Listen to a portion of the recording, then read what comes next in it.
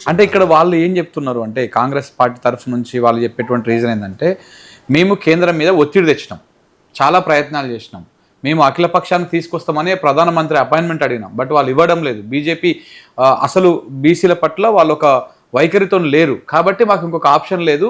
మరొక వైపు ఇటు హైకోర్టు ఆర్డర్స్ కూడా ఉన్నాయి 3 నెలల ఎలక్షన్స్ అయిపోగొట్టాలని. ఇప్పుడు ఈ పరిస్థితి అంతా ఉత్పన్నం కావడానికి వాళ్ళే కారకులు.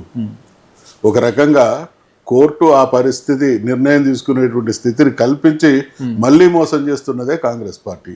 మనం ఈ 100 రోజులలో వాళ్ళు ఎక్కడన్నా, మీరు మీడియా మిత్రులుగా కానీ ఒక సమాజంలో ఒక ఇష్యూ మీద అవగాహన కలిగినటువంటి వ్యక్తిగా కానీ ఎక్కడన్నా ఢిల్లీలో రేవంత్ రెడ్డి గారు కానీ వాళ్ళ మంత్రివర్గం కానీ ఢిల్లీకి పోయి 42% రిజర్వేషన్ల విషయంలో చీమకాలంత ప్రయత్నం చేసినటువంటి దాఖలాలు, సిన్సియర్గా ప్రయత్నం చేసినటువంటి రాష్ట్రాలు కూడా ఫెయిల్యూర్ అయినటువంటి సందర్భాలు ఉన్నాయి. వీళ్ళ సిన్సియారిటీ లేదు.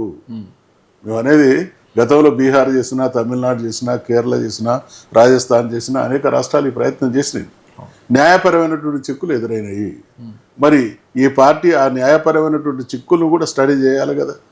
వాటన్నిటిని చిత్తశుద్ధి ఉంటే ఓవర్కమ్ కావడానికి సరి అయినటువంటి చర్యలు తీసుకోవాలి కదా.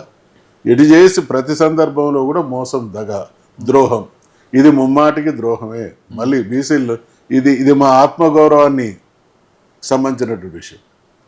మేం బీసీలుగా మా డిమాండ్ మేమెంతో మాకంత.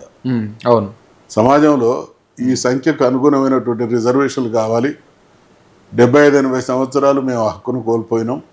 ఇప్పటికైనా మేమెంతో మాకంత ద్వారా భవిష్యత్ తరాలు, మా తరం నాలాంటి వాళ్ళ వంటి ఇంకో 5-10 సంవత్సరాలు రాజకీయాల్లో ఉంటాం, ఇంకేదైనా జరగచ్చు. కానీ శాశ్వతంగా మేము 3-4 తరాల వాళ్ళం రాజ్యాధికారానికి దూరంగా ఉంచబడ్డాము. ఈ పరంపర భవిష్యత్తులో మా పిల్లలకు కూడా మా తరాలకు కూడా సంక్రమించకుండా ఉండడం కోసం చేసేటువంటి పోరాటం.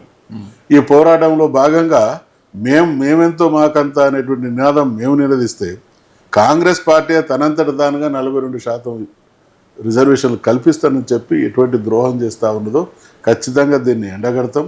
చాలా ప్రజాక్షేత్రంలో ద్రోహం అని ఎందుకు అనుకుంటారు మీరు? ఎందుకంటే ఇప్పుడు ఆడ బిల్లు పంపించారు, కేంద్ర ప్రభుత్వం రెస్పాండ్ అవుతలేదు, మోడీ గారు అపాయింట్మెంట్ ఇస్తలేరు. వాళ్ళు రెస్పాండ్ కాకపోవడంతోనే మేము ఆర్డినెన్స్ తీసుకొచ్చి మేము 42% పంచాయతీలలో స్థానిక అదే ద్రోహం అంటున్నామని చెప్తా ఉన్నారు. ఇది మాటలలో చెప్పేటువంటి మాటలు.